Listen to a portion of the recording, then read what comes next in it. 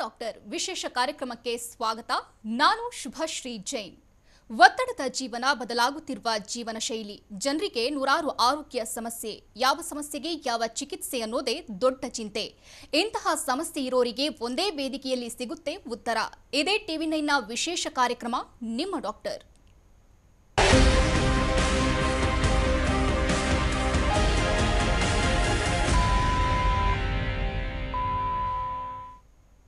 PCOD ಅಥವಾ polycystic ovarian syndrome ಸಾಕಷ್ಟು ಮಹಿಳೆಯರನ್ನ ಕಾಡ್ತಿರುವ ಸಮಸ್ಯೆ. ಈ ಸಮಸ್ಯೆಯು ಸುಮಾರು 20-25% ಸ್ತ್ರೀಯರಲ್ಲಿ ಕಂಡುಬರುತ್ತದೆ. ಜೊತೆಗೆ ಇತ್ತೀಚಿನ ದಿನಗಳಲ್ಲಿ ಬದಲಾದ ಜೀವನ ಶೈಲಿ ಹಾಗೂ ಆಹಾರ ಕ್ರಮದಲ್ಲಿನ ಬದಲಾವಣೆಯಿಂದಾಗಿ ಚಿಕ್ಕ ವಯಸ್ಸಿನ ಹೆಣ್ಣು ಮಕ್ಕಳು ಸಹ ಈ ಸಮಸ್ಯೆಗೆ ಒಳಗಾಗ್ತಿದ್ದಾರೆ. ಹಾಗಾಗಿ ಈ ಸಮಸ್ಯೆಯ ಮೂಲ ಏನು, ಪರಿಹಾರ ಯಾವ ರೀತಿ ಸಾಧ್ಯ ಅನ್ನೋದನ್ನ ಪ್ರತಿಯೊಬ್ಬರೂ ತಿಳಿದುಕೊಳ್ಳಬೇಕಾಗಿದ್ದು.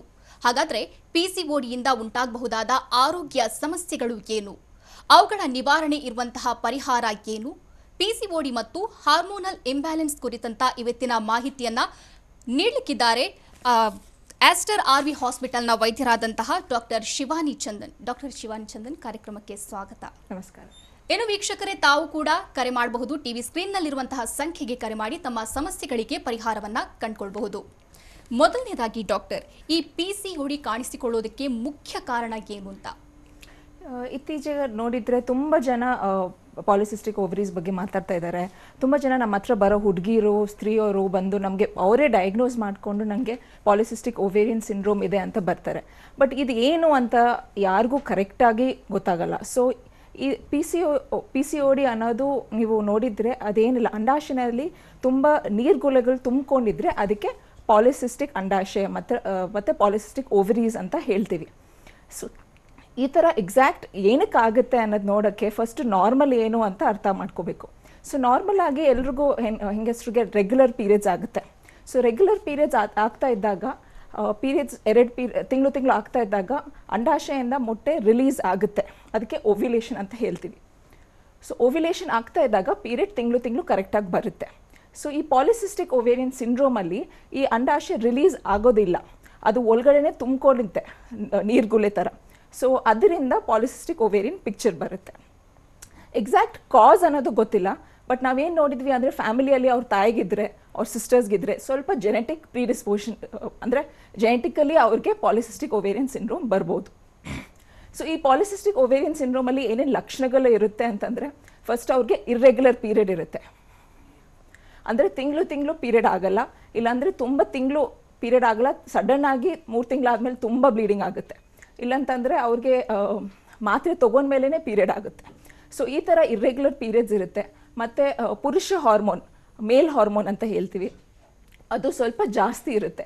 ಸೊ ಅದರಿಂದ ಅವ್ರಿಗೆ ಮೊಕ್ಕ ಮೇಲೆ ಕೂದಲು, ಪಿಂಪಲ್ಸ್ ಬರೋದು, ಹೊಟ್ಟೆ ಮೇಲೆ, ತೊಡೆ ಮೇಲೆ ಕೂದಲು ಜಾಸ್ತಿ ಆಗುತ್ತೆ. ಇದೆಲ್ಲ ಬಿಟ್ಟು ಸ್ಕ್ಯಾನಿಂಗ್ ಮಾಡಿದಾಗ ನಮಗೆ ಈ ಥರ ಓವರೀಸ್ ಕಾಣಿಸುತ್ತೆ, ನೀರ್ಗುಲೆಗಳು ತುಂಬಿಕೊಂಡಿರೋದು. ಸೊ ಇದೆಲ್ಲ ಲಕ್ಷಣಗಳು ಇರುತ್ತೆ ಪಾಲಿಸಿಸ್ಟಿಕ್ ಓವೇರಿಯನ್ ಸಿಂಡ್ರೋಮಲ್ಲಿ. ಓಕೆ ಡಾಕ್ಟರ್, ಒಬ್ರು ಕಾಲರ್ ಇದ್ದಾರೆ. ಲಕ್ಷ್ಮಿ ಅಂತ ಧಾರವಾಡದಿಂದ ಕರೆ ಮಾಡಿದ್ದಾರೆ. ನಮಸ್ತೆ ಲಕ್ಷ್ಮಿ ಅವರೇ. ಓಕೆ, ಕಾಲ್ ಕಟ್ ಆಗಿದೆ ಅನ್ನಿಸ್ತಿದೆ. ಇನ್ನು ತಾವು ಲಕ್ಷಣಗಳ ಬಗ್ಗೆ ಹೇಳ್ತಿದ್ರಿ, ದಪ್ಪ ಆಗೋದು, ಕೂದಲು ಬೆಳೆಯೋದು, ಇದು ಸಾಮಾನ್ಯವಾಗಿ ಗೊತ್ತಿರುವಂತಹ ವಿಚಾರ. ಇನ್ನು ಉಳಿದಂತೆ ಬೇರೆ ಲಕ್ಷಣಗಳು ಹೇಗಿರುತ್ತೆ ಅಂತ? ಇವಾಗ ಅದೇ ಹೇಳಿದೆ ಅಲ್ವಾ, ಪುರುಷ ಹಾರ್ಮೋನ್ ಜಾಸ್ತಿ ಆದಾಗ ಅವ್ರಿಗೆ ಮೇಲ್ ಪ್ಯಾಟರ್ನ್ ಬಾಲ್ನೆಸ್ ಅಂತ ಹೇಳ್ತೀವಿ, ಕೂದಲೆಲ್ಲ ಬಿದ್ದೋಗುತ್ತೆ. ಪಾಲಿಸಿಸ್ಟಿಕ್ ಓವರೀಸ್ ಅಂದರೆ ದಪ್ಪಾಗಿ ಇರಬೇಕು ಅಂತ ಇಲ್ಲ, ಬಟ್ ಮೋಸ್ಟ್ಲಿ ದಪ್ಪಾಗಿರ್ತಾರೆ. ಸಣ್ಣಾಗಿರೋರ್ಗೂ ಪಾಲಿಸಿಸ್ಟಿಕ್ ಓವೇರಿಯನ್ ಸಿಂಡ್ರೋಮ್ ಬರ್ಬೋದು. ಸೊ ಇದು ಬಿಟ್ಟರೆ ಅವ್ರಿಗೆ ವೆಯ್ಟ್ ಕಮ್ಮಿ ಮಾಡೋಕ್ಕೂ ತುಂಬ ಕಷ್ಟ ಆಗುತ್ತೆ, ಮಾತ್ರೆ ಕುಟ್ಟ ಮೇಲೂ ಸ್ವಲ್ಪ ಕಷ್ಟ ಆಗುತ್ತೆ. ಇದು ಬಿಟ್ಟರೆ ಪೀರಿಯಡ್ಸ್ ಖಂಡಿತ ಇರ್ರೆಗ್ಯುಲರ್ ಇರಬೇಕು ಅಂತಿಲ್ಲ. ಅಂದರೆ ಪಾಲಿಸಿಸ್ಟಿಕ್ ಓವರೀಸ್ ಇರೋರ್ಗೆ ಎಲ್ರಿಗೂ ಪೀರಿಯಡ್ಸ್ ಇರ್ರೆಗ್ಯುಲರ್ ಇರುತ್ತೆ ಅಂತಿಲ್ಲ, ಮತ್ತು ಇರ್ರೆಗ್ಯುಲರ್ ಪೀರಿಯಡ್ಸ್ ಇರೋರಿಗೆ ಎಲ್ರಿಗೂ ಪಾಲಿಸಿಸ್ಟಿಕ್ ಓವೇರಿಯನ್ ಸಿಂಡ್ರೋಮ್ ಇದೆ ಅಂತ ಇಲ್ಲ. ಓಕೆ, ಸೊ ಡಾಕ್ಟರ್, ತಾವೇ ಹೇಳಿದ್ರಿ ಅನುವಂಶೀಯವಾಗಿ ಅಂದರೆ ತಾಯಿಗಿದ್ರೆ ಮಕ್ಕಳಿಗೆ ಬರುವಂತಹ ಚಾನ್ಸಸ್ ಏನಾದರೂ ಇದೆಯಾ ಅಂತ? ಹೌದು. ಸೊ ಅದಕ್ಕೆ ಎಕ್ಸಾಕ್ಟ್ ಕಾಸ್ ಅನ್ನೋದು ನಮಗೆ ಗೊತ್ತಿಲ್ಲ, ಬಟ್ ಹಾರ್ಮೋನ್ ಏರುಪೇರು ಆದಾಗ ಈ ಥರ ಪಾಲಿಸಿಸ್ಟಿಕ್ ಓವೇರಿಯನ್ ಸಿಂಡ್ರೋಮ್ ಬರುತ್ತೆ. ಬಟ್ ಎಕ್ಸಾಕ್ಟ್ ಜೀನ್ಸ್ನಲ್ಲಿ ನೋಡಿದ್ವಿ, ಅಂದರೆ ಫ್ಯಾಮಿಲೀಸಲ್ಲಿ ಕೆಲವೊಂದು ತಾಯಿಗಿದ್ದಾಗ ಅವ್ರ ಮಕ್ಕಳಿಗೆ ಬರೋದು, ಸಿಸ್ಟರ್ಸ್ಗೆ ಇಲ್ಲಾಂದರೆ ಆಂಟ್ಸ್ಗಿದ್ದಾಗ ಅವ್ರಿಗೆ ಬರೋದು ನೋಡಿದ್ವಿ. ಕಾಸ್ ಅನ್ನೋದು ಕರೆಕ್ಟಾಗಿ ಗೊತ್ತಿಲ್ಲ, ಬಟ್ ಅರ್ಥ ಮಾಡ್ಕೊಳ್ಳೋಕ್ಕೆ ಹಾರ್ಮೋನ್ ಏರ್ಪೇರ್ ಆದಾಗ ಈ ಥರ ಅಂಡಾಶಯದಿಂದ ಮೊಟ್ಟೆ ರಿಲೀಸ್ ಆಗಲ್ಲ. ಸೊ ಅದರಿಂದ ಪೀರಿಯಡ್ಸ್ ಇರ್ರೆಗ್ಯುಲರ್ ಆಗಿಬಿಡುತ್ತೆ. ಮತ್ತು ಇನ್ಸುಲಿನ್ ರೆಸಿಸ್ಟೆನ್ಸ್ ಅಂತ ಹೇಳ್ತೀವಿ. ಅಂದರೆ ಇನ್ಸುಲಿನ್ ಅನ್ನೋದು ನಮ್ಮ ಬಾಡಿನಲ್ಲಿ ಒಂದು ಹಾರ್ಮೋನ್. ಈ ಹಾರ್ಮೋನಿಂದ ಶುಗರ್ಸ್ ಕಮ್ಮಿ ಆಗುತ್ತೆ. ಬಟ್ ಪಾಲಿಸಿಸ್ಟಿಕ್ ಓವೇರಿಯನ್ ಸಿಂಡ್ರೋಮ್ ಇರೋರಿಗೆ ರೆಸಿಸ್ಟೆನ್ಸ್ ಇರುತ್ತೆ. ಅಂದರೆ ಇನ್ಸುಲಿನ್ ಎಷ್ಟು ಪ್ರೊಡ್ಯೂಸ್ ಆದ್ರೂ ಶುಗರ್ ಕಮ್ಮಿ ಆಗಲ್ಲ. ಸೊ ಇನ್ಸುಲಿನ್ ಹಾರ್ಮೋನ್ ಜಾಸ್ತಿ ಆಗ್ತಾ ಆಗ್ತಾ ಅವ್ರಿಗೆ ಈ ಥರ ಮೇಲ್ ಹಾರ್ಮೋನ್ಸ್ ಜಾಸ್ತಿ ಆಗುತ್ತೆ. ಮತ್ತು ಇಲ್ಲಿ ಕೂದಲೆಲ್ಲ ಬಿದ್ದೋಗುತ್ತೆ. ಸೆಂಟ್ರಲ್ ಒಬೇಸಿಟಿ ಅಂತ ಹೇಳ್ತೀವಿ, ಅದೆಲ್ಲ ಈ ಥರ ಫೀಚರ್ಸ್ ಎಲ್ಲ ಇರುತ್ತೆ. ಓಕೆ ಡಾಕ್ಟರ್, ಒಬ್ಬರು ಕಾಲರ್ ಇದ್ದಾರೆ. ಸಂಜತಾ ಅಂತ ಬಳ್ಳಾರಿಯಿಂದ ಕರೆ ಮಾಡಿದ್ದಾರೆ. ನಮಸ್ತೆ ಸಂಜತಾ ಅವರೇ. ನಮಸ್ಕಾರ ರೀ. ಡಾಕ್ಟರ್ ಇದ್ದಾರೆ, ತಮ್ಮ ಸಮಸ್ಯೆ ಹೇಳ್ಕೊಳ್ಳಿ. ಸರಿ. ಹಲೋ. ಹಲೋ, ನಮಸ್ಕಾರ, ಹೇಳಿ. ನಮಸ್ತೆ ರೀ. ನಮಸ್ತೆ ರೀ ಡಾಕ್ಟರ್. ನಮ್ಮ ಮಗಳು ಮ್ಯಾರಿಡ್ ಆಗಿ 2 ಇಯರ್ಸ್ ಆಯ್ತ್ರಿ. 2 ಇಯರ್ಸ್ ಆಗಿಲ್ಲ ಅವಳು ಡೇಟ್. ಇವಾಗ ಆಗ್ತಾ ಇದ್ದಾಳ್ರಿ ಕರೆಕ್ಟ್. ಆದ್ರ ಈಗ 2 ಮಂತ್ ಆಯ್ತ್ರಿ, ಮತ್ತೆ ಆಗಿಲ್ಲ ರೀ. ಅವ್ರಿಗೆ ವಯಸ್ಸು ಎಷ್ಟುಮಾ? ಅವಳಿಗೆ 14 ವಯಸ್ಸು. ಓಕೆ. ಇದು ಇನ್ನೊಂದು ತುಂಬಾ ಮುಖ್ಯವಾಗಿರೋ ವಿಷಯ ನೀವು ತಿಳ್ಸ್ಕೋಬೇಕು. ಏನಂತಂದ್ರೆ ಪೀರಿಯಡ್ ಶುರು ಆದ ತಕ್ಷಣ ಎಲ್ರಿಗೂ ರೆಗ್ಯುಲರ್ ಆಗಿ ಆಗಲ್ಲ. ಯಾಕಂದ್ರೆ ನಮ್ಮ ಸಿಸ್ಟಮ್ ಇನ್ನ ಮೆಚ್ಯೂರ್ ಆಗ್ತಾ ಇದೆ. ಸೊ ಈ ತರ ಪೀರಿಯಡ್ಸ್ ಇನ್ನ ಆಗಿಲ್ಲ ಅಂತಂದ್ರೆ ಅವ್ರಿಗೆ PCOS ಇದೆ ಅಂತ ಅರ್ಥ ಇಲ್ಲ. ಸ್ಟಾರ್ಟಿಂಗ್ ನಲ್ಲಿ ಪೀರಿಯಡ್ ಬಂದ ಮೇಲೆ ಒಂದು 3 ರಿಂದ 4 ವರ್ಷ ಆಗುತ್ತೆ ಪೀರಿಯಡ್ಸ್ ಕರೆಕ್ಟ್ ಆಗಿ ತಿಂಗಳು ಬರಕ್ಕೆ. ಸೊ ಅವಾಗ ತನಕ ಈ ತರ ಆದ್ರೇನು ಪರವಾಗಿಲ್ಲ. ತೀರಾ 3 ತಿಂಗಳು ಪೀರಿಯಡ್ ಆಗಿಲ್ಲ ಅಂದ್ರೆ ನೀವು ಒಂದ್ಸಲ ನಮ್ಮ ಹತ್ರ ಬಂದ್ರೆ ನಾವು ಕರೆಕ್ಟ್ ಆಗಿ ಮಾತ್ರೆ ಕೊಡ್ತೀವಿ ಪೀರಿಯಡ್ಸ್ ಆಗಕ್ಕೆ. ಇದು ಬಿಟ್ರೆ ಬೇರೆ ಏನು ಎಕ್ಸ್ಟ್ರಾ ಹಾರ್ಮೋನ್ ಟ್ಯಾಬ್ಲೆಟ್ ಆ ತರ ಬೇಕಾಗಿಲ್ಲ. ಬಟ್ ಅವ್ರು ಏನಾದ್ರು ದಪ್ಪಾಗಿದ್ರೆ ಸ್ವಲ್ಪ ಎಕ್ಸಸೈಸ್ ಎಲ್ಲ ಮಾಡಬೇಕಾಗುತ್ತೆ ವೆಯ್ಟ್ ಕಮ್ಮಿ ಮಾಡ್ಕೊಳ್ಳೋಕ್ಕೆ. ಓಕೆ, ಥ್ಯಾಂಕ್ ಯು ಸಂಜತಾ ಅವರೇ. ಡಾಕ್ಟರ್, ಇನ್ನು ಈ PCOD ಅನ್ನುವಂಥದ್ದು ಸೈಲೆಂಟ್ ಕಿಲ್ಲರ್ ಒಂಥರ, ಇದು ಇದೆ ಅನ್ನೋದು ಗೊತ್ತೇ ಆಗಲ್ಲ, ಹೇಗೆ ಗೊತ್ತಾಗುತ್ತೆ ಅಂತ? ಎಲ್ರಿಗೂ ಈ ಥರ ಅಂಡಾಶಯನಲ್ಲಿ ನೀರ್ಗುಲೆಗಳಿದ್ರೆ ಅವ್ರಿಗೆ PCOS ಇದೆ ಅಂತ ಅರ್ಥ ಇಲ್ಲ. ಅದು ಮೊದಲನೇದು ತಿಳಿಸ್ಕೋಬೇಕು. ಇನ್ನೊಂದು ಏನಂತಂದರೆ, ಈ ಸಿಂಪ್ಟಮ್ಸ್ ಹೇಳಿದ್ದೀನಿ ಅಲ್ಲ, ಈ ಸಿಂಪ್ಟಮ್ಸ್ನಲ್ಲಿ ಯಾವುದೋ ಒಂದು ಸಿಂಪ್ಟಮ್ ಇತ್ತು ಮತ್ತು ಸ್ಕ್ಯಾನಲ್ಲಿ ಆ ಪಿಕ್ಚರ್ ಇದ್ದರೆ ನಾವು ಪಾಲಿಸಿಸ್ಟಿಕ್ ಓವೇರಿಯನ್ ಸಿಂಡ್ರೋಮ್ ಅಂತ ಹೇಳ್ತೀವಿ. ಈ ಸಿಂಡ್ರೋಮ್ ಬಗ್ಗೆ ಏನಕ್ಕೆ ಅವ್ರಿಗೆ ಡಯಾಗ್ನೋಸ್ ಮಾಡ್ಕೋಬೇಕು ಅಂದರೆ, ಕೆಲವೊಂದ್ಸತಿ ಓವರ್ ಡಯಾಗ್ನೋಸ್ ಇದೆ. PCOS ಇಲ್ಲ ಅಂತಂದ್ರೂ ಪೀರಿಯಡ್ ಇರ್ರೆಗ್ಯುಲರ್ ಇದೆ, ಅದಕ್ಕೆ ನಿಮಗೆ ಈ ಥರ ಇದೆ ಅಂತ ಹೇಳ್ತಾರೆ. ಬಟ್ ಆ ಥರ ಇಲ್ಲ. ಸೊ ಇರ್ರೆಗ್ಯುಲರ್ ಪೀರಿಯಡ್ಸ್ ಇದ್ದಾಗ ಫಸ್ಟ್ ನೋಡಬೇಕು ಬೇರೆ ಕಾರಣಗಳು ಏನಾಇದೆಯಾ, ಥೈರಾಯ್ಡ್ ತೊಂದರೆ ಏನಾಇದೆಯಾ, ಇಲ್ಲ ಬೇರೆ ಹಾರ್ಮೋನ್ ಟ್ಯಾಬ್ಲೆಟ್ ಕಾಂಟ್ರಸೆಪ್ಟಿವ್ ಏನಾದ್ರು ತೊಗೊತಾ ಇದ್ದಾರಾ. ಈ ಥರ ರೂಲ್ ಔಟ್ ಮಾಡಿದ ಮೇಲೆ ನಾವು ಸ್ವಲ್ಪ ಟೆಸ್ಟ್ ಮಾಡ್ತೀವಿ, ಬ್ಲಡ್ ಟೆಸ್ಟ್ ಎಲ್ಲ ಮಾಡಬೇಕಾಗುತ್ತೆ. ಯೂಶ್ವಲಿ ಪೀರಿಯಡ್ ಆಗಿ 2ನೇ ದಿವಸ ಇಲ್ಲಾಂದರೆ 3ನೇ ದಿವಸ ಎಲ್ರಿಗೂ ಟೆಸ್ಟ್ ಮಾಡಬೇಕು ಅಂತ ಇಲ್ಲ. ಬಟ್ ಕೆಲವೊಂದು ಸತಿ ಅವ್ರು ಪ್ರೆಗ್ನೆನ್ಸಿ ಪ್ಲ್ಯಾನ್ ಮಾಡ್ತಾ ಇರ್ಬೋದು. ಆ ಥರ ಇದ್ದಾಗ ಖಂಡಿತ ಟೆಸ್ಟ್ ಮಾಡಿ ಸ್ವಲ್ಪ ಹಾರ್ಮೋನ್ ಲೆವೆಲ್ಸ್ ನೋಡ್ತೀವಿ. FSH, LH, ಪ್ರೊಲ್ಯಾಕ್ಟಿನ್, ಥೈರಾಯ್ಡ್, ಈ ಹಾರ್ಮೋನ್ಸ್ ಎಲ್ಲ ಟೆಸ್ಟ್ ಮಾಡಿ ಅವ್ರ ಲೆವೆಲ್ಸ್ ಹೆಂಗಿದೆ ನೋಡಿಕೊಂಡು ತಿರ್ಗಾ ಸ್ಕ್ಯಾನ್ ಮಾಡಿಬಿಟ್ಟು ಡಯಾಗ್ನೋಸ್ ಮಾಡ್ತೀವಿ ಪಾಲಿಸಿಸ್ಟಿಕ್ ಓವರೀಸ್ ಇದೆ ಅಂತ. ಸೊ ಇದು ಏನಕ್ಕೆ ಡಯಾಗ್ನೋಸ್ ಮಾಡಬೇಕಂದ್ರೆ, ಇದು ಟ್ರೀಟ್ಮೆಂಟ್ ತೊಗೊಂಡಿಲ್ಲ ಅಂತಂದರೆ ಮುಂದೆ ಹೋಗ್ತಾ ಹೋಗ್ತಾ ಅವ್ರಿಗೆ ತುಂಬ ಪ್ರೆಗ್ನೆಂಟ್ ಆಗಕ್ಕೆ ತೊಂದರೆ ಆಗಬಹುದು. ಇಲ್ಲ ಮುಂದೆ ಟ್ರೀಟ್ಮೆಂಟ್ ತೊಗೊಂಡಿಲ್ಲ ಅಂದರೆ ಅವ್ರಿಗೆ ನಾನು ಹೇಳಿದೆ ಅಲ್ವಾ, ಇನ್ಸುಲಿನ್ ರೆಸಿಸ್ಟೆನ್ಸ್ ಇರುತ್ತೆ. ಸೊ ಅವ್ರಿಗೆ ಡಯಾಬಿಟೀಸ್ ಇಲ್ಲ ಅಂದರೆ ಶುಗರ್ ಬರೋ ಚಾನ್ಸ್ ಇದೆ. ತಿರ್ಗಾ ಹೈ BP ಬರ್ಬೋದು ಮುಂದೆ ಹೋಗ್ತಾ ಹೋಗ್ತಾ. ದಪ್ಪಾಗಿದ್ದರೆ ಈ ಥರ ಈಸ್ಟ್ರೋಜನ್ ಕಂಟಿನ್ಯೂಸ್ ಆಗಿದ್ದಾಗ ಗರ್ಭಕೋಶ ಕ್ಯಾನ್ಸರ್ ಆಗೋ ಚಾನ್ಸ್ ಇರುತ್ತೆ, ಮತ್ತು ಹಾರ್ಟ್ ಪ್ರಾಬ್ಲಮ್ಸ್ ಆಗೋ ಚಾನ್ಸ್ ಇರುತ್ತೆ. ಅದಕ್ಕೋಸ್ಕರ ಅವರು ಡಯಾಗ್ನೋಸ್ ಮಾಡಿಕೊಂಡು ಟೈಮ್ಗೆ ಟ್ರೀಟ್ಮೆಂಟ್ ತೊಗೊಂಡ್ರೆ ಈ ಥರ ಕಾಂಪ್ಲಿಕೇಶನ್ಸ್ ಎಲ್ಲ ಅವಾಯ್ಡ್ ಮಾಡ್ಬೋದು. ಓಕೆ ಡಾಕ್ಟರ್, ಇನ್ನು ಚಿಕ್ಕ ವಯಸ್ಸಿನ ಯುವತಿಯರಲ್ಲೇ ಈ ಸಮಸ್ಯೆ ಕಂಡು ಬರ್ತಿದೆ. ಸೊ ಫ್ಯೂಚರಲ್ಲಿ ಅವರಿಗೆ ಯಾವ ರೀತಿಯಾದಂಥ ಪ್ರಾಬ್ಲಮ್ಸ್ ಎದುರಾಗಬಹುದು ಅಂತ? ಅದೇ ಚಿಕ್ಕ ವಯಸ್ಸು ಅಂದರೆ ವಯಸ್ಸು ಮೇಲೆ ಡಿಪೆಂಡ್ ಆಗುತ್ತೆ. ನೀವು ಬಿಫೋರ್ 20-21 ಇಯರ್ಸ್ ಸುಮ್ಮನೆ ಪಾಲಿಸಿಸ್ಟಿಕ್ ಓವೇರಿಯಸ್ ಅಂತ ಡಯಾಗ್ನೋಸ್ ಮಾಡಿ ಟ್ರೀಟ್ಮೆಂಟ್ ಕೊಡೋದು ಬೇಕಾಗಿಲ್ಲ. ಅವ್ರಿಗೆ ಅಟ್ಲೀಸ್ಟ್ 2 ಮಂತ್ಸ್ ಒನ್ಸ್ ಇಲ್ಲಾಂದರೆ 3 ಮಂತ್ಸ್ ಒನ್ಸ್ ಪೀರಿಯಡ್ ಆಗೋ ಥರ ಮಾತ್ರೆ ಕೊಟ್ಟರೆ ಸಾಕು. ಬಟ್ ಚಿಕ್ಕ ವಯಸ್ಸಲ್ಲಿ ಪೀರಿಯಡ್ಸ್ ಇರ್ರೆಗ್ಯುಲರ್ ಇರ್ಬೋದು. ಅವ್ರ ಏಜ್ ಆಗ್ತಾ ಆಗ್ತಾ ರೆಗ್ಯುಲರ್ ಆದರೆ ಪರವಾಗಿಲ್ಲ. ರೆಗ್ಯುಲರ್ ಆಗಿಲ್ಲ ಅಂತಂದರೆ ಟ್ರೀಟ್ಮೆಂಟ್ ತೊಗೋಬೇಕಾಗುತ್ತೆ. ಇವಾಗ ಯಾವ ಥರ ಟ್ರೀಟ್ಮೆಂಟ್ ಅಂತಂದರೆ, ತುಂಬ ಇಂಪಾರ್ಟೆಂಟ್ ಎಕ್ಸಸೈಸ್ ಮತ್ತು ಲೈಫ್ ಸ್ಟೈಲ್ ಚೇಂಜಸ್ ಅಂತ ಹೇಳೋದು. ಅವರು ದಪ್ಪಾಗಿದ್ದರೆ ವೆಯ್ಟ್ ಕಮ್ಮಿ ಮಾಡ್ಕೊಳ್ಳೋಕ್ಕೆ ಸ್ವಲ್ಪ ವಾರಕ್ಕೆ ಅಟ್ಲೀಸ್ಟ್ 5 ದಿವಸ ಸ್ವಲ್ಪ 20 ನಿಮಿಷ 30 ನಿಮಿಷ ಜಾಗಿಂಗ್ ಇಲ್ಲಾಂದರೆ ವಾಕಿಂಗ್ ಆ ಥರ ಎಕ್ಸಸೈಸ್ ಮಾಡಬೇಕು. ಎಕ್ಸಸೈಸ್ ಬಿಟ್ಟು ಸ್ವಲ್ಪ ಡಯಟ್ನಲ್ಲಿ ಚೇಂಜಸ್. ಇವಾಗ ಇತ್ತೀಚೆಗೆ ನೋಡಿದರೆ ತುಂಬ ಜನ ಜಂಕ್ ಫುಡ್ ಜಾಸ್ತಿ ತಿಂತಾರೆ. Chips, biscuit, oily food, sweets, junk food ತುಂಬ ಜಾಸ್ತಿ ತಿಂತಾರೆ. ಸೊ ಇದೆಲ್ಲ ಸ್ವಲ್ಪ ಕಮ್ಮಿ ಮಾಡಿಕೊಂಡು ಲೈಫ್ ಸ್ಟೈಲ್ ಚೇಂಜಸ್ ಮಾಡಿದರೆ, ಇವಾಗ ವೆಯ್ಟ್ ನೋಡಿದರೆ ಅಟ್ಲೀಸ್ಟ್ ನೀವು 5% ವೆಯ್ಟ್ ಲಾಸ್ ಆದ್ರೂ ಪೀರಿಯಡ್ಸ್ ರೆಗ್ಯುಲರ್ ಆಗಿಬಿಡುತ್ತೆ. ಸೊ ಈ ಥರ ಚಿಕ್ಕ ವಯಸ್ಸಿನಲ್ಲೇ ಅವ್ರು ಸ್ಟಾರ್ಟ್ ಮಾಡಿಕೊಂಡು ಲೈಫ್ ಸ್ಟೈಲ್ ಎಲ್ಲ ಕರೆಕ್ಟಾಗಿ ನೋಡಿಕೊಂಡ್ರೆ ಮುಂದೆ ಈ ಥರ ಮುಂಚೆ ಹೇಳಿದೆ ಅಲ್ವಾ, BP, ಶುಗರು ಮತ್ತು ಹಾರ್ಟ್ ಪ್ರಾಬ್ಲಮ್ಸ್, ಕ್ಯಾನ್ಸರ್ ಬರೋದು ಚಾನ್ಸಸ್ ಕಮ್ಮಿ ಆಗುತ್ತೆ. ಓಕೆ ಡಾಕ್ಟರ್, ತಾವು ಹೇಳ್ತಿದ್ರಿ ಡಯಟ್ ಬಗ್ಗೆ. ಆಹಾರ ಕ್ರಮದಿಂದಾಗಿ ಈ PCOD ಸಮಸ್ಯೆ ಕಾಣಿಸ್ಕೊಳ್ಳುವಂತಹ ಸಾಧ್ಯತೆ ಏನಾದರೂ ಇರುತ್ತಾ ಹೇಗೆ ಅಂತ? ಹೌದು, ಅಂದರೆ ಇವಾಗ ನಾವು ಹೇಳಿದ್ದೀನಿ ಅಲ್ವಾ, ಪಿ ಸಿ ಓಸ್ ಇರೋರೆಲ್ಲ ದಪ್ಪಾಗಿರ್ಬೇಕು ಅಂತಿಲ್ಲ. ಬಟ್ ದಪ್ಪಾಗಿರೋರಿಗೆ ಯೂಶಲಿ ಈ ಥರ ಅವರು ತುಂಬ ಜಂಕ್ ಫುಡ್ ತಿಂದ್ಕೊಂಡು ಚಿಪ್ಸು, ಬಿಸ್ಕೆಟ್, ಹೊರಗಡೆ burger, pizza, sweets, oily items ತುಂಬ ತಿಂದು ಫ್ಯಾಟ್ ಡೆಪಾಸಿಟ್ ಆಗಿ ಇದರಿಂದನೂ ಹಾರ್ಮೋನ್ ಇಂಬ್ಯಾಲೆನ್ಸಸ್ ಏರುಪೇರು ತುಂಬ ಆಗುತ್ತೆ. ಸೊ ಡೈಟ್ರಿ ಚೇಂಜಸ್ ನೀವು ಯೂಶಲಿ ಆ್ಯಸ್ ಎ ಟೀಮ್, ಅಂದರೆ ಒಂದು 4-5 ಜನ ಸೇರ್ಕೊಂಡು ಮಾಡಿದರೆ ತುಂಬ ಎಫೆಕ್ಟಿವ್ ಆಗಿರುತ್ತೆ. ಒಬ್ಬರೇ ಮಾಡಿದರೆ ಕೆಲವೊಂದು ಸತಿ ಮಾಡ್ತಾರೆ, ಒಂದು 5 ದಿವಸ ಮಾಡಿಬಿಟ್ಟು ಸ್ಟಾಪ್ ಮಾಡಿಬಿಡ್ತಾರೆ. ಸೊ 4-5 ಜನ ಜೊತೆಗೆ ಸೇರಿಕೊಂಡು ಸ್ವಲ್ಪ ಡೈಟ್ ಪ್ಲ್ಯಾನ್ ಇಟ್ಕೊಂಡು ವಾರಕ್ಕೆ 2 ಡೇಸ್ ಪರವಾಗಿಲ್ಲ ಸ್ವಲ್ಪ ಹೊರಗಡೆ ತಿಂದ್ಬೋದು. ಬಟ್ ಮಿಕ್ಕಿರೋ 5 ದಿವಸ ಅವ್ರು ಸ್ವಲ್ಪ ಡಿಸಿಪ್ಲೈನ್ಡ್ ಆಗಿ ಹೆಲ್ದಿ ವೆಜಿಟೇಬಲ್ಸ್, ಸೊಪ್ಪು, ತರಕಾರಿ ಮತ್ತು ಮನೆಯಲ್ಲೇ ಮಾಡ್ಕೊಂಡಿರೋ ಫುಡ್ ತಿಂದರೆ ಬೆಟರ್. ಓಕೆ, ಇನ್ನು ಇರ್ರೆಗ್ಯುಲರ್ ಪೀರಿಯಡ್ಸ್ ಇದ್ದರೆ ಪಿ ಸಿ ಓ ಡಿ ಇದೆ ಅಂತ ಅನ್ಕೋತಾರೆ, ಇದು ಎಷ್ಟಕ್ಕೆ ಸತ್ಯ ಅಂತ? ಇಲ್ಲ, ಅದೇ ನಾನು ಫಸ್ಟಿನ ಅದೇ ಹೇಳ್ತಾ ಇದ್ದೀನಿ. ಇರ್ರೆಗ್ಯುಲರ್ ಪೀರಿಯಡ್ಸ್ ಇರೋರಿಗೆಲ್ಲ ಪಿ ಸಿ ಓಸ್ ಇದೆ ಅಂತ ಇಲ್ಲ, ತುಂಬ ಕಾರಣಗಳಿದೆ. ಫಸ್ಟ್ ಮುಟ್ಟು ಶುರು ಆದಾಗ ಎಲ್ರಿಗೂ ಸ್ವಲ್ಪ ಇರ್ರೆಗ್ಯುಲರ್ ಇರುತ್ತೆ 2-3 ವರ್ಷ. ಮತ್ತು ಮುಟ್ಟು ನಿಂತು ಹೋಗೋಕ್ಕೆ ಮುಂಚೆ, ಮೆನೋಪಾಸ್ ಅಂತ ಹೇಳ್ತೀವಲ್ವ, ಮುಟ್ಟು ನಿಂತು ಹೋಗೋಕ್ಕೆ ಮುಂಚೆನೂ ವಯಸ್ಸು ಜಾಸ್ತಿ ಆಗ್ತಾ ಇರ್ರೆಗ್ಯುಲರ್ ಸತಿ ಇರ್ರೆಗ್ಯುಲರ್ ಆಗಿಬಿಡುತ್ತೆ. ಸೊ ಈ ಥರ ಇದ್ದಾಗ ಪಿ ಸಿ ಓ ಎಸ್ ಅಂತ ಅರ್ಥ ಇಲ್ಲ, ಅದು ನಾರ್ಮಲ್ ಫಿಸಿಯೋಲಾಜಿಕಲಿ ಆಗೋದು. ಮತ್ತು ಕೆಲವೊಂದು ಸತಿ ಸಡನ್ ಆಗಿ ವೆಯ್ಟ್ ಕಮ್ಮಿ ಆಗ್ತಾರೆ, ಸಡನ್ ಆಗಿ ವೆಯ್ಟ್ ಜಾಸ್ತಿ ಆಗ್ತಾರೆ. ಈ ಥರ ಇದ್ದಾಗಲೂ ಪೀರಿಯಡ್ಸ್ ಇರ್ರೆಗ್ಯುಲರ್ ಆಗ್ಬೋದು.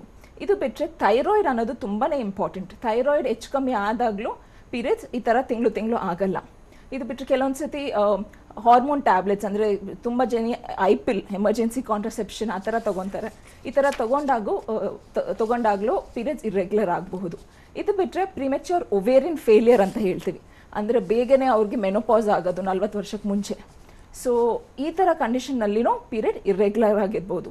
ಸೊ ಎಲ್ರಿಗೂ ಇರ್ರೆಗ್ಯುಲರ್ ಪೀರಿಯಡ್ ಇದ್ದವ್ರು ಎಲ್ರಿಗೂ ಪಿ ಸಿ ಓ ಎಸ್ ಇದೆ ಅಂತ ಅರ್ಥ ಇಲ್ಲ.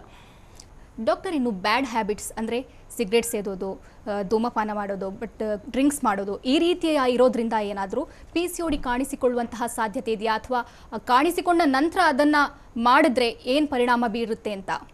ಇವಾಗ ಸ್ಮೋಕಿಂಗ್ ಅನ್ನೋದು ಹೌದು, ಅದರಿಂದನೂ ಹಾರ್ಮೋನ್ ಏರ್ಪೇರು ಆಗಿ ಪಿ ಸಿ ಓ ಎಸ್ ಆಗೋ ಚಾನ್ಸಸ್ ತುಂಬ ಜಾಸ್ತಿ ಇರುತ್ತೆ. ಮತ್ತು ಆಲ್ಕೋಹಾಲಿಂದ ನಿಮಗೆ ಗೊತ್ತಲ್ವ, ಲೈಫ್ ಸ್ಟೈಲ್ ಚೇಂಜಸ್ ಇದೇ ಹೇಳೋದು, ಇದರಿಂದ ಅವ್ರು ದಪ್ಪಾಗಿ ದಪ್ಪಾಗಿರೋದ್ರಿಂದ ಹಾರ್ಮೋನ್ ಏರ್ಪೇರಾಗಿ ಅದನ್ನು ಪಿ ಸಿ ಓ ಎಸ್ ಕಾಸ್ ಮಾಡುತ್ತೆ. ಪಿ ಸಿ ಓ ಎಸ್ ಇಂದ ತಿರ್ಗಾ ದಪ್ಪಾಗ್ತಾರೆ. ಸೊ ಇದು ತುಂಬಾ ಅಂದರೆ ಈ ಹ್ಯಾಬಿಟ್ಸ್ ಇರೋರಿಗೆ ಪಿ ಸಿ ಓ ಎಸ್ ಇರೋ ಚಾನ್ಸಸ್ ಡೆಫಿನೆಟ್ಲಿ ಇದೆ. ಪ್ಲಸ್ ನಾನು ಹೇಳಿದೆ ಅಲ್ವಾ, ಪಿ ಸಿ ಓಸ್ ಇರೋರಿಗೆ ಮುಂದೆ ಹೋಗ್ತಾ ಹಾರ್ಟ್ ಪ್ರಾಬ್ಲಮ್ ಬರೋ ಚಾನ್ಸ್, ಕ್ಯಾನ್ಸರ್ ಬರೋ ಚಾನ್ಸ್ ಜಾಸ್ತಿ ಇದೆ. ಸೊ ಅದ್ರ ಜೊತೆಗೆ ಅವರು ಸ್ಮೋಕಿಂಗ್, ಕುಡಿಯೋದು ಅದೆಲ್ಲ ಮಾಡಿದರೆ ಇನ್ನೂ ಈ ಥರ ಕಾಂಪ್ಲಿಕೇಶನ್ಸ್ ಜಾಸ್ತಿ ಆಗೋ ಚಾನ್ಸ್ ಇರುತ್ತೆ. ಸೊ ಇದೆಲ್ಲ ಇದ್ದರೆ ಅದು ಫಸ್ಟ್ ಸ್ಟಾಪ್ ಮಾಡ್ಕೊಂಡು ಚೇಂಜ್ ಮಾಡ್ಕೊಂಡು ವೆಯ್ಟ್ ಲಾಸ್ ಮಾಡಿದರೆ ಪಿ ಸಿ ಓ ಎಸ್ನಲ್ಲಿ ನಮಗೆ ಆಲ್ರೆಡಿ ಹಾರ್ಮೋನ್ ಬ್ಯಾಲೆನ್ಸ್ ಆಗಿ ಚೇಂಜಸ್ ನೋಡ್ಬೋದು ನಾವು. ಓಕೆ ಡಾಕ್ಟರ್, ಇನ್ನು ಟ್ರೀಟ್ಮೆಂಟ್ ಪ್ರೊಸೀಜರ್ ಬಗ್ಗೆ ಹೇಳೋದಾದರೆ? ಟ್ರೀಟ್ಮೆಂಟ್ ಅನ್ನೋದು ಮೊದಲನೇದು ದಪ್ಪಾಗಿರೋರಿಗೆ first and most important exercise ಮತ್ತು ಡಯಟ್ ಚೇಂಜಸ್. ನಾನು ಆಲ್ರೆಡಿ ಹೇಳಿದ್ದೀನಿ, ಒಂಥರ ಗ್ರೂಪ್ ಥೆರಪಿ ಥರ ಮಾಡಿಕೊಂಡು ಎಕ್ಸಸೈಸ್, ಡಯಟ್ ಅದು ತುಂಬಾ ಮುಖ್ಯವಾಗಿರೋ ಟ್ರೀಟ್ಮೆಂಟ್, ಫಸ್ಟ್ ಲೈನ್ ಟ್ರೀಟ್ಮೆಂಟ್. ಇದಾದಮೇಲೆನೂ ನಾವು ಟ್ರೀಟ್ಮೆಂಟ್ ನೋಡಬೇಕಂದ್ರೆ ವಯಸ್ಸು, ಏಜ್ ಮೇಲೆ ಡಿಪೆಂಡ್ ಆಗುತ್ತೆ. ತಿರ್ಗಾ ಅವ್ರಿಗೆ ಏನು ಅಂದರೆ ಪ್ರೆಗ್ನೆನ್ಸಿಗೆ ಪ್ಲ್ಯಾನ್ ಮಾಡ್ತಾ ಇದ್ದಾರಾ, ಬರೀ ಪೀರಿಯಡ್ಸ್ ರೆಗ್ಯುಲರ್ ಆಗಬೇಕು, ಪೀರಿಯಡ್ಸ್ ಹೆವಿ ಆಗ್ತಾ ಇದೆ, ಅದಕ್ಕೆ ಟ್ರೀಟ್ಮೆಂಟ್ ಅದ್ರ ಮೇಲೆ ಡಿಪೆಂಡ್ ಆಗುತ್ತೆ. ಇವಾಗ ಚಿಕ್ಕ ವಯಸ್ಸು 21ಕ್ಕಿಂತ ಕಮ್ಮಿ ಇರೋರಿಗೆ ರೆಗ್ಯುಲರಾಗಿ ಹಾರ್ಮೋನ್ ಟ್ರೀಟ್ಮೆಂಟ್ ಏನು ಬೇಕಾಗಿಲ್ಲ. ಅವ್ರಿಗೆ 3 ತಿಂಗಳ ಮೇಲೆ ಪೀರಿಯಡ್ಸ್ ಆಗಿಲ್ಲ ಅಂದರೆ ಬರೀ ಮಾತ್ರೆ ಕೊಟ್ಟು 2 ಥರ ಹಾರ್ಮೋನ್ ಇರುತ್ತೆ. ಸೊ ಆ ಥರ ಇರೋರಿಗೆ ಪ್ರೊಜೆಸ್ಟ್ರಾನ್ ಅನ್ನೋ ಮೆಡಿಕೇಶನ್ ಕೊಟ್ಟು ತಿಂಗಳು ಪೀರಿಯಡ್ ಬರೋ ಥರ ಮಾಡ್ಬೋದು. ಇವಾಗ ಇನ್ನೂ ವಯಸ್ಸು ಜಾಸ್ತಿ ಆಗಿ ಮದುವೆ ಆಗಿದ್ದಾರೆ, ಬಟ್ ಅವ್ರಿಗಿನ್ನ ಪ್ರೆಗ್ನೆನ್ಸಿ ಪ್ಲ್ಯಾನ್ ಮಾಡ್ತಾ ಇಲ್ಲ, ಬಟ್ ಹಾರ್ಮೋನ್ ಏರ್ಪೇರು ತುಂಬ ಜಾಸ್ತಿ ಇದೆ ಅಂತಂದರೆ ಅವ್ರಿಗೆ ನಾವು ಹಾರ್ಮೋನಲ್ ಟ್ಯಾಬ್ಲೆಟ್ಸ್ ಹೇಳ್ತೀವಿ, ಈಸ್ಟ್ರೋಜನ್, ಪ್ರೊಜೆಸ್ಟ್ರಾನ್, ಕಾಂಟ್ರಸೆಪ್ಟಿವ್ ಅಂತ. ಅದು ತಿಂಗಳು ತೊಗೋಬೋದು, ಅವರು 21 ದಿನ ಬರುತ್ತೆ ಮಾತ್ರೆ. ಸೊ ಹಾರ್ಮೋನ್ ಟ್ಯಾಬ್ಲೆಟ್ ಕೊಡ್ಬೋದು. ಕೆಲವೊಂದು ಜನಗೆ ಇನ್ಸುಲಿನ್ ರೆಸಿಸ್ಟೆನ್ಸ್ ಅಂತ ಇರುತ್ತೆ, ಅಂದರೆ ನಾನು ಮುಂಚೆನೇ ಎಕ್ಸ್ಪ್ಲೇನ್ ಮಾಡಿದ್ದೀನಿ, ಇನ್ಸುಲಿನ್ ಜಾಸ್ತಿ ಆಗ್ತಾ ಹೋಗುತ್ತೆ, ಬಟ್ ಅವ್ರಿಗೆ ಗ್ಲೂಕೋಸ್ ಲೆವೆಲ್ ಕಮ್ಮಿ ಆಗಲ್ಲ ಮತ್ತು ವೆಯ್ಟ್ ಕಮ್ಮಿ ಆಗೋಕ್ಕೆ ತುಂಬ ಕಷ್ಟ ಆಗುತ್ತೆ. ಆ ಥರ ಇರೋರಿಗೆ ಸಪ್ರೇಟ್ ಮೆಡಿಕೇಷನ್ ಇರುತ್ತೆ.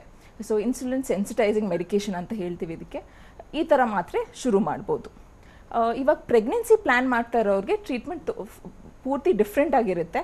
ಪ್ರೆಗ್ನೆನ್ಸಿ ಆಗ್ತಾ ಇರೋರಿಗೆ ಈ ಅಂಡಾಶಯದಿಂದ ಅಂಡಾನು ರಿಲೀಸ್ ಆಗಬೇಕಾಗುತ್ತೆ. ಸೊ ಅದಕ್ಕೆ ಸಪ್ರೇಟಾಗಿ ಟ್ಯಾಬ್ಲೆಟ್ಸ್ ಕೊಡ್ತೀವಿ ತಿಂಗಳು. ಈ ಥರ ರಿಲೀಸ್ ಆಗ್ತಾ ಇಲ್ಲ ಅಂದರೆ ಪೀರಿಯಡ್ ಆದಮೇಲೆ ಟ್ಯಾಬ್ಲೆಟ್ಸ್ ಕೊಟ್ಬಿಟ್ಟು ಒಂದು 2-3 ಮಂತ್ಸ್ ನೋಡ್ತೀವಿ. ತುಂಬ ಸಿವಿಯರ್ ಪಿ ಸಿ ಓಸ್ ಇರೋರಿಗೆ ರೆಸ್ಪಾನ್ಸೇ ಆಗಲ್ಲ, ಎಷ್ಟು ಮಾತ್ರೆ ಕೊಟ್ರೇನೋ ಅಂಡಾಶಯನಲ್ಲಿ ಆ ಫಾಲಿಕಲ್ ಅಂತ ಹೇಳ್ತೀವಿ, ಅದು ಬೆಳವಣಿಗೆ ಆಗಲ್ಲ. ಸೊ ಆ ಥರ ಇರೋರಿಗೆ ಕೆಲವೊಂದ್ಸತಿ ಇಂಜೆಕ್ಷನ್ ಕೊಡಬೇಕಾಗುತ್ತೆ. ಇಂಜೆಕ್ಷನ್ ಕೊಟ್ಟ ಮೇಲೂ ಈ ಥರ ಎಗ್ ರಿಲೀಸ್ ಆಗ್ತಾ ಇಲ್ಲ ಅಂದರೆ ಫೈನಲಿ ಒಂದು small surgery, laparoscopic ovarian drilling ಅಂತ ಹೇಳ್ತೀವಿ, ಈ ಥರ ಈ ಥರ ಆಪ್ರೇಷನ್ ಮಾಡಬೇಕಾಗುತ್ತೆ ಅವ್ರಿಗೆ ಏನಾದ್ರು ರೆಸ್ಪಾನ್ಸ್ ಆಗಿಲ್ಲ ಅಂತಂದರೆ. ಈ ಆಪ್ರೇಷನ್ ತುಂಬಾ ಡೇ ಕೇರ್, ಅಂದರೆ ಬೆಳಗ್ಗೆ ಬಂದರೆ ಆಪ್ರೇಷನ್ ಮಾಡ್ಕೊಂಡು ಸಂಜೆ ಹೋಗ್ಬೋದು, ಸಿಂಪಲ್ ಪ್ರೊಸೀಜರ್. ಅದರಲ್ಲಿ ಏನು ಮಾಡ್ತೀವಿ ಅಂದರೆ ಲ್ಯಾಪ್ರೋಸ್ಕೋಪಿಕ್ಲಿ ನಾವು ಆ ನೀರುಗುಲೆಗಳನ್ನ ಬರ್ಸ್ಟ್ ಮಾಡ್ತೀವಿ. ಆ ಥರ ಬರ್ಸ್ಟ್ ಮಾಡಿದಾಗ ಒಳಗಡೆ ಇರೋ ಹಾರ್ಮೋನ್ ಏರುಪೇರು ಟು ಅ ಸರ್ಟನ್ ಎಕ್ಸ್ಟೆಂಟ್ ಸರಿ ಆಗಿಬಿಡುತ್ತೆ. ಸರಿ ಆದಮೇಲೆ ಅವ್ರಿಗೆ ಇಮಿಡಿಯೇಟ್ಲಿ ಬರೋ ತಿಂಗಳು ನೆಕ್ಸ್ಟ್ ತಿಂಗಳು ಮಾತ್ರೆ ಕೊಟ್ಟರೆ ಎಗ್ ರಿಲೀಸ್ ಆಗುತ್ತೆ. ಎಗ್ ರಿಲೀಸ್ ಆದಮೇಲೆ ಪ್ರೆಗ್ನೆನ್ಸಿ ಪ್ಲ್ಯಾನ್ ಮಾಡ್ಕೊಳ್ಳೋದು ತುಂಬಾ ಈಸಿ ಆಗುತ್ತೆ. ಓಕೆ ಡಾಕ್ಟರ್, ಇನ್ನು ರೋಲ್ ಆಫ್ ಸರ್ಜರಿ ತಾವೇ ಹೇಳಿದ್ರಿ ಆಪರೇಷನ್ ಮಾಡಬೇಕು ಅಂತ. ಆಪರೇಷನ್ ಅಂತ ಹೆಸರು ಕೇಳಿದರೆ ಸಾಕು, ಎಲ್ಲರೂ ಭಯ ಪಡ್ತಾರೆ. ತಾವೇನು ಹೇಳ್ತೀರಾ?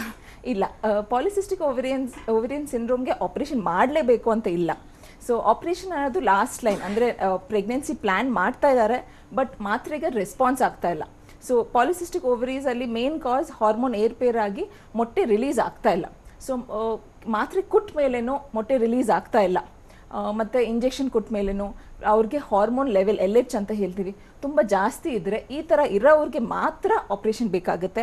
ಅದನ್ನು ತುಂಬ day care, small procedure, it is not ಅಂದರೆ ಮೇಜರ್ ಆಪ್ರೇಷನ್ ಥರ ಇಲ್ಲ. ಅದರಲ್ಲಿ ಲ್ಯಾಪ್ರೋಸ್ಕೋಪಿ ಅಂದರೆ ಒಂದು ಚಿಕ್ಕ ಇನ್ಸಿಷನ್, ಮಿನಿಮಲ್ ಇನ್ವೇಸಿವ್ ಅಂತ ಹೇಳ್ತೀವಿ, ಚಿಕ್ಕ ಇನ್ಸಿಷನಲ್ಲೇ ಆಪ್ರೇಷನ್ ಆಗೋಗುತ್ತೆ. ಅದರಲ್ಲಿ ನಾವು ನೀರ್ಗುಲೆಗಳನ್ನ ಬರ್ಸ್ಟ್ ಮಾಡ್ತೀವಿ. ಸೊ ಈ ಥರ ಪುರುಷ ಹಾರ್ಮೋನ್ ಅಂತ ಹೇಳ್ತೀವಿ, ಮೇಲ್ ಹಾರ್ಮೋನ್ ಟೆಸ್ಟೋಸ್ಟೆರಾನ್ ಲೆವೆಲ್ಸ್ ಜಾಸ್ತಿ ಇರುತ್ತೆ ಓವರಿ ಒಳಗಡೆನೂ. ಸೊ ಈ ಥರ ಬರ್ಸ್ಟ್ ಮಾಡಿದಾಗ ಅದೆಲ್ಲ ಸರಿ ಹೋಗುತ್ತೆ.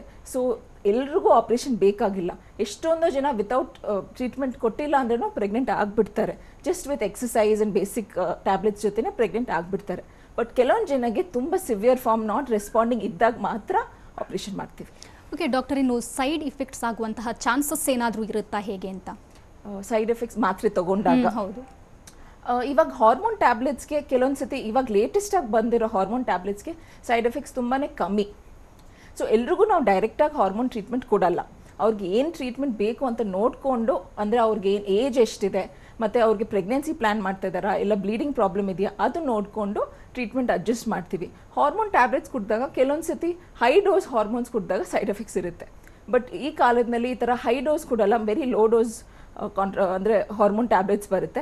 ಅದರಿಂದ ಸೈಡ್ ಎಫೆಕ್ಟ್ಸು ಕಮ್ಮಿ ಇರುತ್ತೆ. ಬಟ್ ಏನು ಅರ್ಥ ಮಾಡ್ಕೋಬೇಕಂದ್ರೆ ಅವರೇ ತಾನಾಗೆ ಎಕ್ಸಸೈಸ್ ಮಾಡಿ ಡಯಟ್ ಎಲ್ಲ ಚೇಂಜ್ ಮಾಡಿಕೊಂಡ್ರೆ ಈ ಥರ ಮಾತ್ರೆಗಳೇ ಬೇಕಾಗಿಲ್ಲ. ಅವರೇ ಅಂದರೆ ಸೆಲ್ಫ್ ಕರೆಕ್ಟ್ ಆಗಿಬಿಡುತ್ತೆ. ಸೊ ಸೈಡ್ ಎಫೆಕ್ಟ್ಸ್ ಅವಾಯ್ಡ್ ಮಾಡ್ಬೋದು. ಓಕೆ, ಇನ್ನು ಲೈಫ್ ಸ್ಟೈಲ್ ಬಗ್ಗೆ ಹೇಳೋದಾದರೆ, ಸ್ಲೀಪಿಂಗ್ ಪ್ಯಾಟರ್ನ್, ಫುಡ್, ಇದರ ಬಗ್ಗೆ ಹೇಳೋದಾದರೆ ಏನು ಹೇಳ್ತೀರಾ? ಲೈಫ್ ಸ್ಟೈಲ್ ಅನ್ನೋದು ತುಂಬ ಇಂಪಾರ್ಟೆಂಟ್ ಈ ಕಂಡೀಷನಲ್ಲಿ. ಯಾಕಂದರೆ ಅದು ಮುಖ್ಯವಾಗಿರೋ ಟ್ರೀಟ್ಮೆಂಟ್. ಫಸ್ಟ್ ಲೈನ್ ನಾವು ಯಾರು ಬಂದ್ರೂ ಅದೇ ಎಕ್ಸ್ಪ್ಲೇನ್ ಮಾಡೋದು. ಅವರು ಸ್ವಲ್ಪ ಡಿಸಿಪ್ಲಿನ್ಡ್ ಆಗಿ ವಾರಕ್ಕೆ ಅಟ್ಲೀಸ್ಟ್ 5 ದಿವಸ ಎಕ್ಸಸೈಸ್ ಮಾಡಬೇಕು. ಎಕ್ಸಸೈಸ್ ಅಂದರೆ ಬರೀ ಸ್ಟ್ರೆಚಿಂಗ್, ಯೋಗ, ಆರಾಮಾಗಿ ನಡ್ಕೊಂಡು ಹೋಗೋದು ಆ ಥರ ಇಲ್ಲ. ಸ್ವಲ್ಪ ಬ್ರಿಸ್ಕ್ ವಾಕಿಂಗ್, ಸ್ವಲ್ಪ ಸ್ವೆಟ್ ಆಗಿ ಕಾರ್ಡಿಯೋ ಎಕ್ಸಸೈಸ್ ಅಂತ ಹೇಳ್ತೀವಿ. ಅಟ್ಲೀಸ್ಟ್ 20-30 ನಿಮಿಷ ಈ ಥರ ಕಾರ್ಡಿಯೋ ಎಕ್ಸಸೈಸ್ ಮಾಡಿಕೊಂಡು ಸ್ವಲ್ಪ ಸ್ವೆಟ್ಟಿಂಗ್ ಆಗೋ ಥರ ಎಕ್ಸಸೈಸ್ ಅಟ್ಲೀಸ್ಟ್ 5 ದಿವಸ ಮಾಡಿದರೆ ಅದು ಹಾರ್ಮೋನ್ ಏರ್ಪೇರೆಲ್ಲ ನಾರ್ಮಲ್ ಆಗಿಬಿಡುತ್ತೆ. ಸೊ ಈ ಥರ ಎಕ್ಸಸೈಸ್ ಮಾಡೋರು ಏನಾಗುತ್ತೆ, ತುಂಬ ಜನ ಜಿಮ್ ಜಾಯ್ನ್ ಆಗಿಬಿಡ್ತಾರೆ. ಒಂದು ತಿಂಗ್ಳಿಗೆ ಜಾಯ್ನ್ ಆಗ್ತಾರೆ, ಬಟ್ ಒಂದು ವಾರ ಹೋಗ್ಬಿಟ್ಟು ನಿಲ್ಲಿಸ್ಬಿಡ್ತಾರೆ. ಇಲ್ಲ ಏನಾದರೂ ಪ್ಲ್ಯಾನ್ ಮಾಡಿದ್ರೂ ಒಂದು ವಾರ ಮಾಡಿಬಿಟ್ಟು ಸ್ಟಾಪ್ ಮಾಡಿಬಿಡ್ತಾರೆ. ಸೊ ಇದು ಜಾಸ್ತಿ ಎಫೆಕ್ಟಿವ್ ಆಗಿರಬೇಕು ಅಂತಂದರೆ ಒಂದು ಗ್ರೂಪ್ ಥೆರಪಿ ಥರ ಒಂದು 4-5 ಜನ ಜೊತೆಗೆ ಸೇರಿಕೊಂಡು ಪ್ಲ್ಯಾನ್ ಮಾಡಿಕೊಂಡು ಮೋಟಿವೇಟ್ ಮಾಡ್ಕೊಂಡು ಮಾಡಿದರೆ ಒಳ್ಳೆಯದು. ಎಕ್ಸಸೈಸ್ ಬಿಟ್ಟರೆ ನಾನು ಡಯಟ್ ಅಂದರೆ ತುಂಬ ಜಂಕ್ ಫುಡ್, ಇತ್ತೀಚೆಗೆ ನೀವು ನೋಡಿದರೆ ತುಂಬ ಡಯಟ್ ಅಂದರೆ ಬರ್ಗರು, ಪಿಜ್ಜಾ, ಸ್ವೀಟ್ಸ್, ರೈಸ್ ಜಾಸ್ತಿ, ಆಯಿಲಿ ಫುಡ್ ಇದೆಲ್ಲ ಕಮ್ಮಿ ಮಾಡ್ಕೋಬೇಕು. ನೀವು ಯಾರಿಗಿದ್ರೂ ಸ್ಟ್ರಿಕ್ಟಾಗಿ ಡಯಟ್ ಮಾಡಬೇಕಂದ್ರೆ ಅವ್ರು ಜಾಸ್ತಿ ದಿನ ಫಾಲೋ ಮಾಡೋಕ್ಕಾಗಲ್ಲ. ಸೊ ಹೆಂಗೆ ಮಾಡಬೇಕಂದ್ರೆ ಅವ್ರು ವಾರಕ್ಕೆ ಒಂದು 5 ದಿವಸ ಅಟ್ಲೀಸ್ಟ್ ಸ್ವಲ್ಪ ಸ್ಟ್ರಿಕ್ಟಾಗಿ ಮಾಡಿಕೊಂಡು 2 ಡೇಸ್ ಅವ್ರು ಸ್ವಲ್ಪ ಚೀಟ್ ಡೇಸ್ ಅಂತ ಇಟ್ಕೋಬೋದು. ಯಾವಾಗ ಅವರು ಬಿರಿಯಾನಿ ತಿನ್ಬೋದು, ಬಟ್ ಆ ದಿನ ಎಕ್ಸಸೈಸ್ ಜಾಸ್ತಿ ಮಾಡಬೇಕು. ಆ ಥರ ಬ್ಯಾಲೆನ್ಸ್ ಮಾಡಿಕೊಂಡು ಸ್ವಲ್ಪ ಡಿಸಿಪ್ಲಿನ್ಡ್ ಆಗಿದ್ದರೆ PCOS ಅಲ್ಲಿರೋ ಹಾರ್ಮೋನ್ ಏರ್ಪೇರು ಕರೆಕ್ಟ್ ಆಗಿಬಿಡುತ್ತೆ. ಓಕೆ ಡಾಕ್ಟರ್, PCOD ಕುರಿತಂತೆ ಸಾಕಷ್ಟು ಮಾಹಿತಿ ವಿಚಾರಗಳನ್ನು ಹಂಚಿಕೊಂಡ್ರಿ. Thank you so much. ಏನು ವೀಕ್ಷಕರೇ, ತಾವು ನೇರವಾಗಿ ಹಾಸ್ಪಿಟಲ್ಗೆ ವಿಸಿಟ್ ಕೊಡಬಹುದು. ಅದರ ಅಡ್ರೆಸ್ ಇಂತಿದೆ: ಆಸ್ಟರ್ RP ಆಸ್ಪತ್ರೆ, CA 37, 24ನೇ ಮುಖ್ಯ ರಸ್ತೆ, ITI layout, JP Nagar, first phase, Bengaluru 560078. Phone number 0806660400400. ಇನ್ನೊಂದು ಸಂಖ್ಯೆ 6366845987. ಇದು ಇವತ್ತಿನ ನಿಮ್ಮ ಡಾಕ್ಟರ್. ನಿರಂತರ ಸುದ್ದಿಗಾಗಿ ನೋಡ್ತಾ ಇರಿ TV9.